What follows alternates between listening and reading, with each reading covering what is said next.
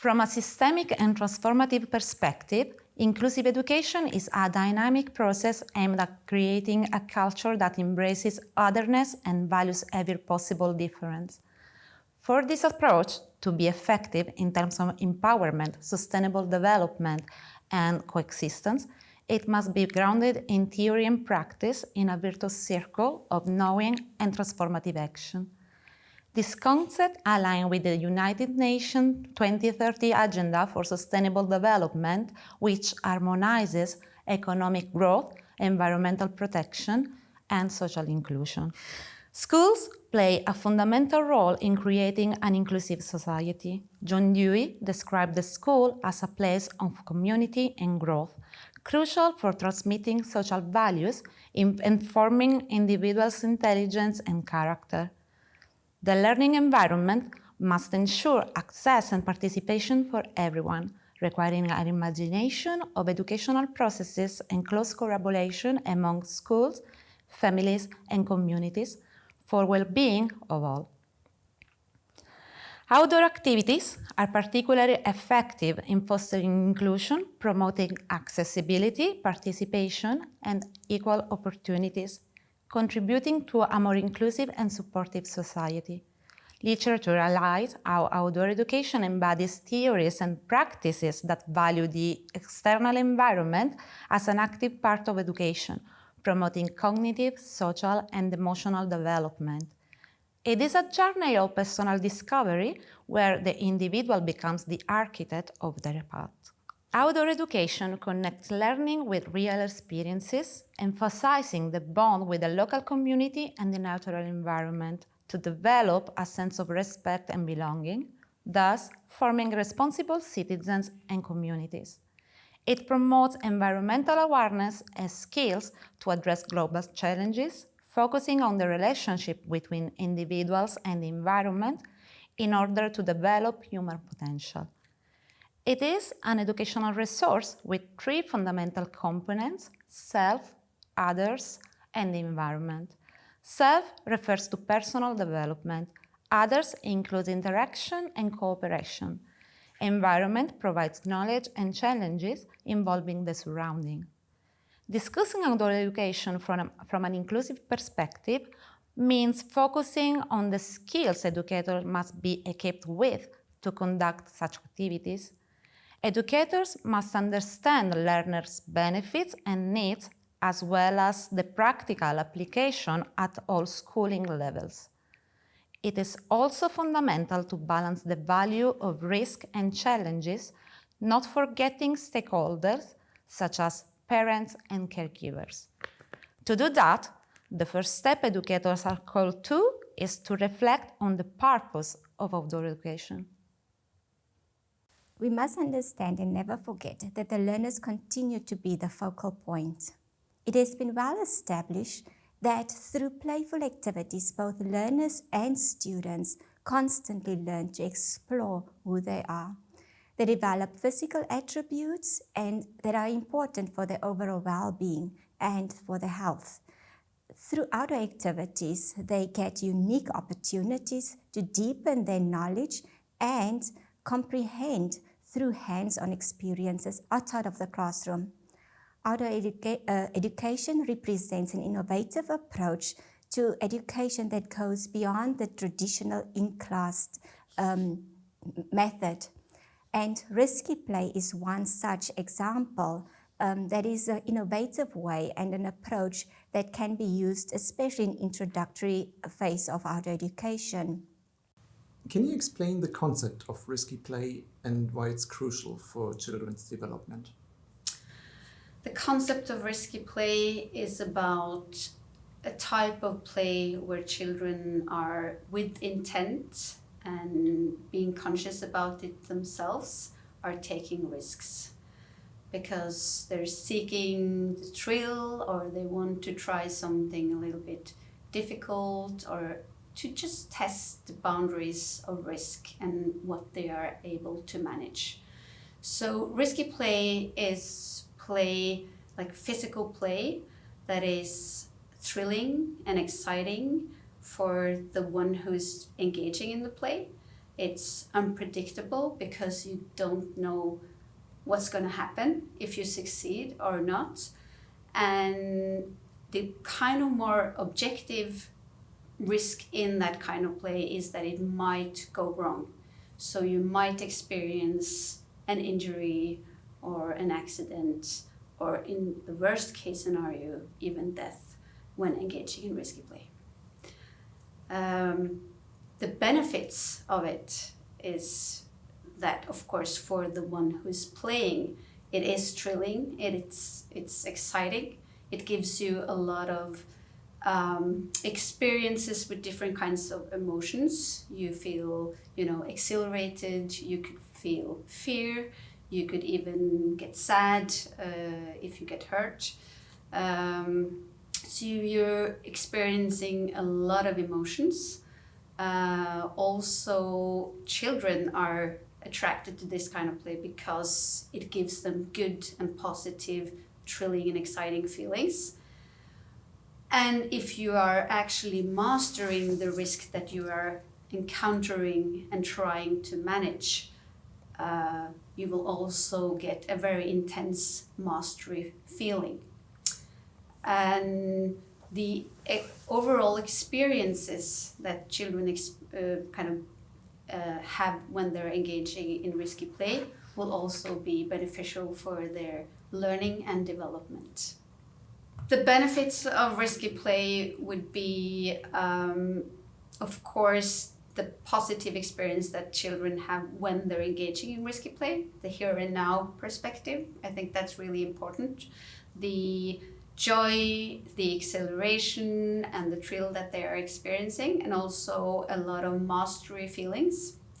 And in the moment, that is, really positive for children. Give them as many such experiences as possible, I would say.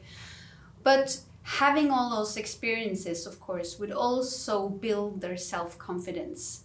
So they would learn about themselves, they would learn about their environment, they would learn about what is possible for them, what their bodies are capable of doing, what their bodies are not capable of doing, and also they would learn what is safe and what is not safe within their kind of close environment and where their actions are. So self-confidence is really important, I think. Comes from feeling that they are actually mastering something. They have control over their own decisions, their own actions. So that's really important. Of course, when doing or engaging in risky play, which is a very physical and bodily activating kind of play, they also would gain a lot of motor competence. Motor skills would be enhanced. They would also get a lot of more of physical qualities, such as physical strength, endurance, balance, reaction skills. So they would get bodily more competent. And we do also know from research that it also builds resilience, and that it actually is also preventing psychological illness. So it has an anti-phobic effect. Children are learning how to cope with stressful situations, with feeling fear. They would also, learn that it's possible to master things that they are fearing or being anxious about. So there's a lot of benefits concerning that. Another part is that it also builds social skills. So we know from, for example, a lot of research on rough and tumble play that children are learning a lot about social signaling, about power relations, being strong or being less strong, and adapting to each other's strengths. And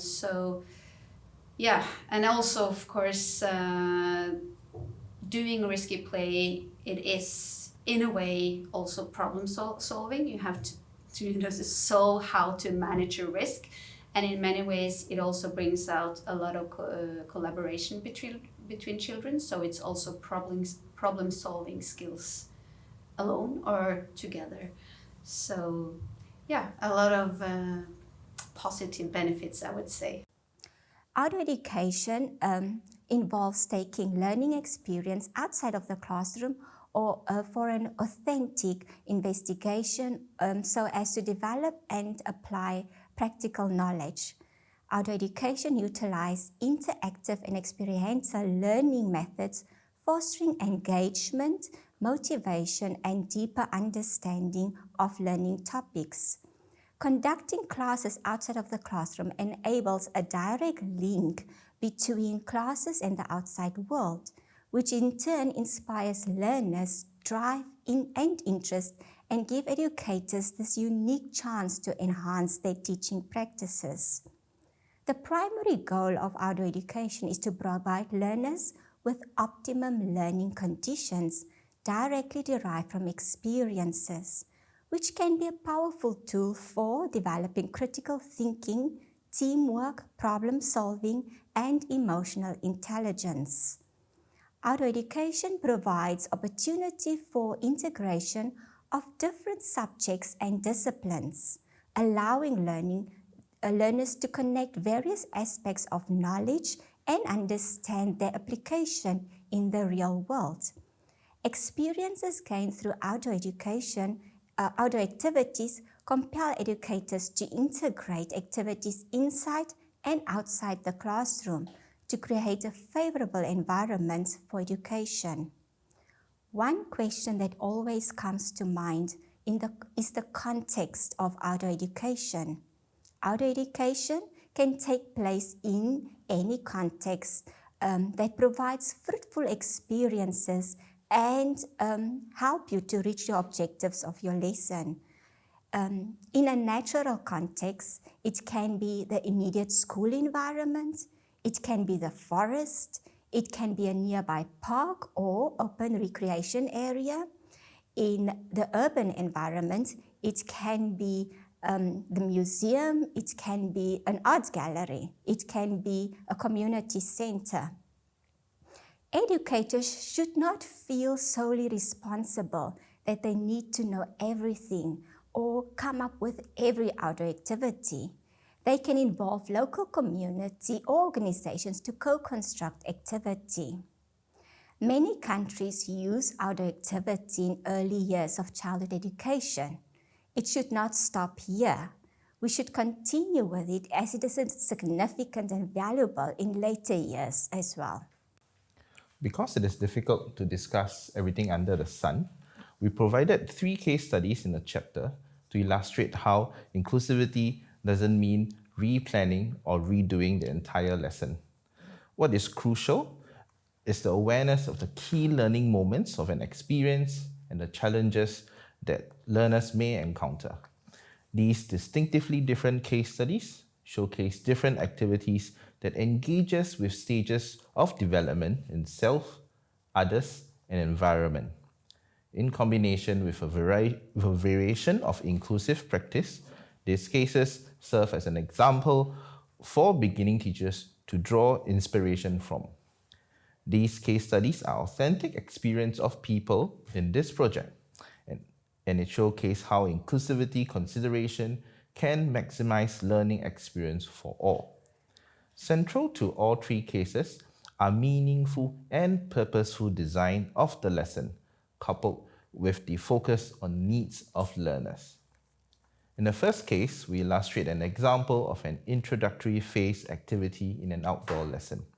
The case example captures the consideration by the educator in making an introductory activity inclusive for an individual with physical disabilities.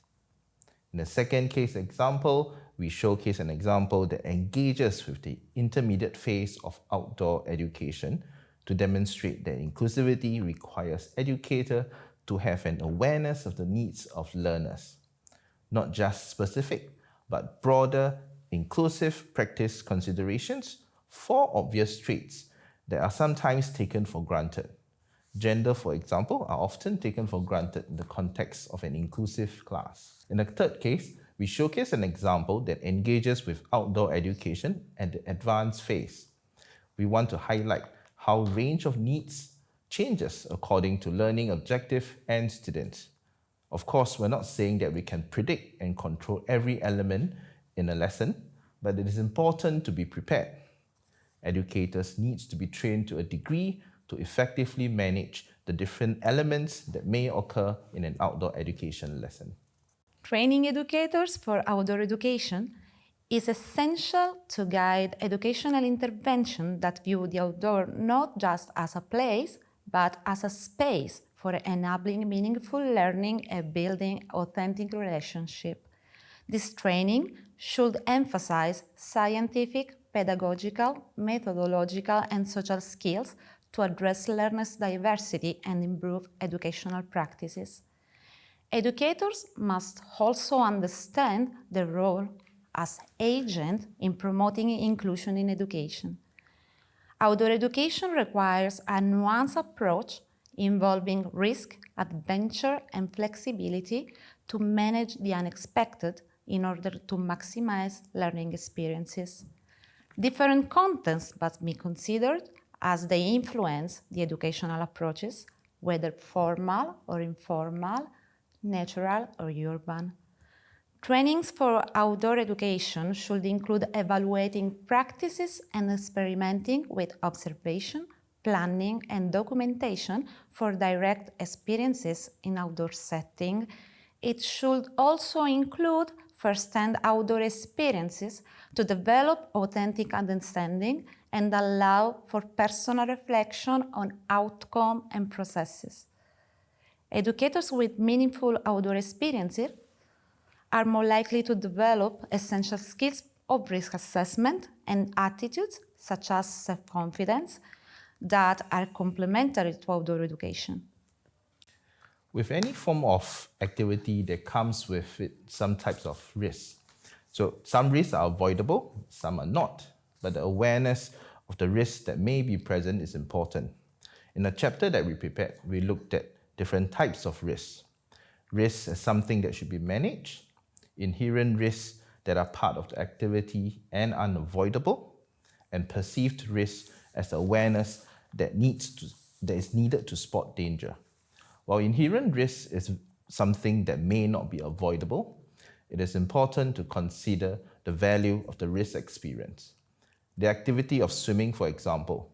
Of course, you can manage risks by choosing the depth of the pool, but you simply can't totally take away the risk by removing the water, that of which would take away the purpose of the learning experience in itself. The risk element is a valuable learning experience in itself, as it allows learners to recognize the difference between risk and danger. This builds decision-making skills that involves responsibility, courage, and resilience. The chapter provides simple templates such as risk assessment and consent forms that can be used as a reference or a guide that beginning teachers can refer and adapt from. Outdoor education can present uncertainties in parents and caregivers regarding the safety of their children. This can make them hesitant to give their consent for outdoor education. How do you address concerns from parents or caregivers about the risks associated with outdoor play? How I address it? What do you mean with that? If you have concerned parents who come to me? Who come to you and say, well, this kindergarten, they have this risky play and I'm not sure if I should send my child there, and would you send your child, or what would you say to those concerned parents? Well, I would say that I in some way understand their worries about their own children or own child, because that's natural. It's the most valuable kind of thing or person in your life, and of course you want to protect it, he or she. And we know from research that protecting their child for parents is really important. We don't want anything or something to hurt them, and we don't want them to have bad feelings.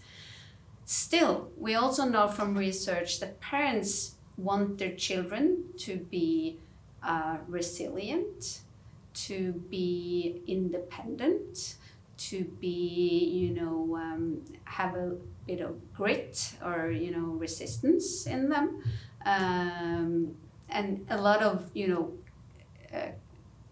kind of characteristics like that. So they want them also to grow up to become confident, strong, and independent persons.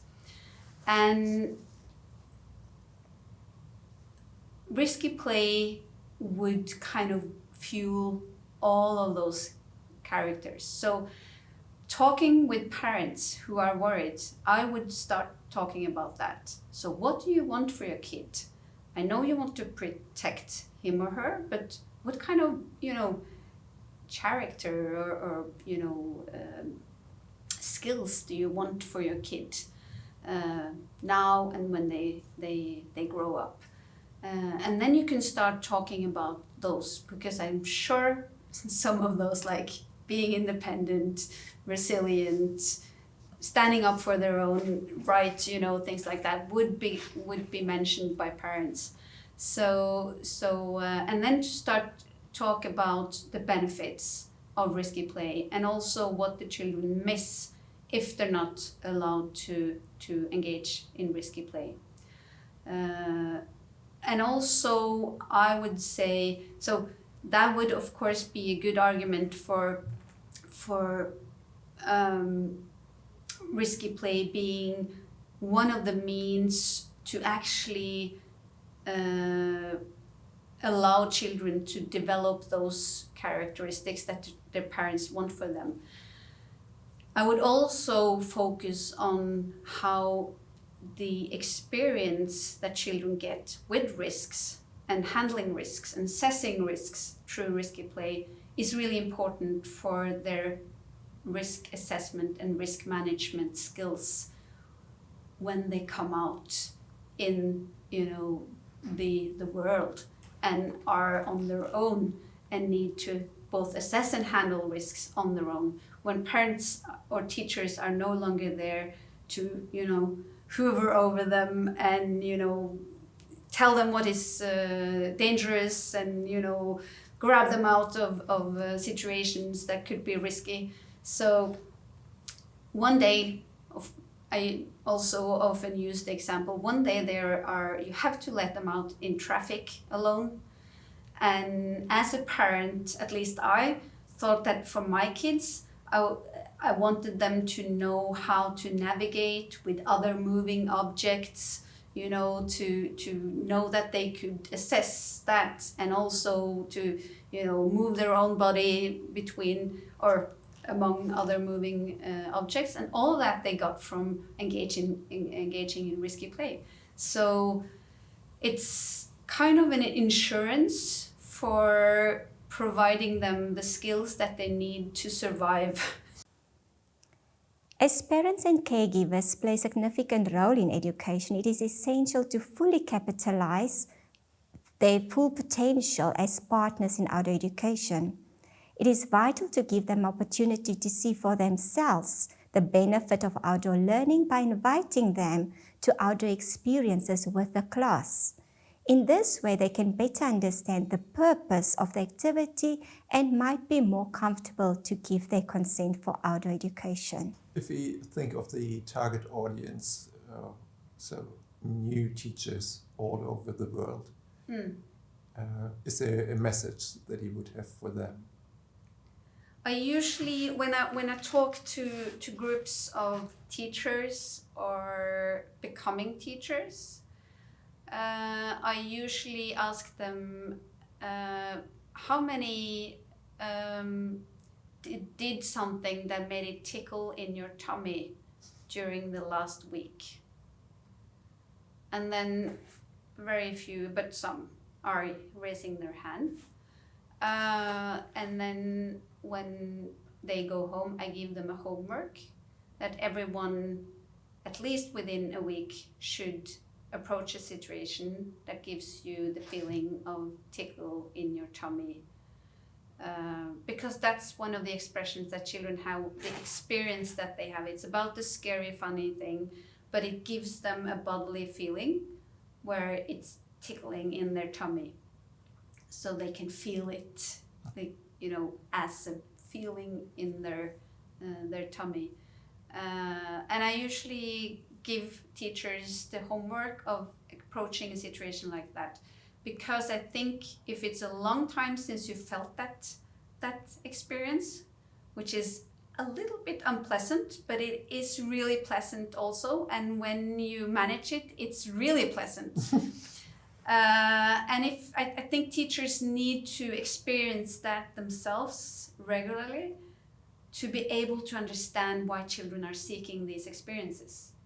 So I think it's it's our responsibility as teachers to not forget what that feels like, so we can meet children knowing what they are looking for, knowing how important it is for them to have these feelings.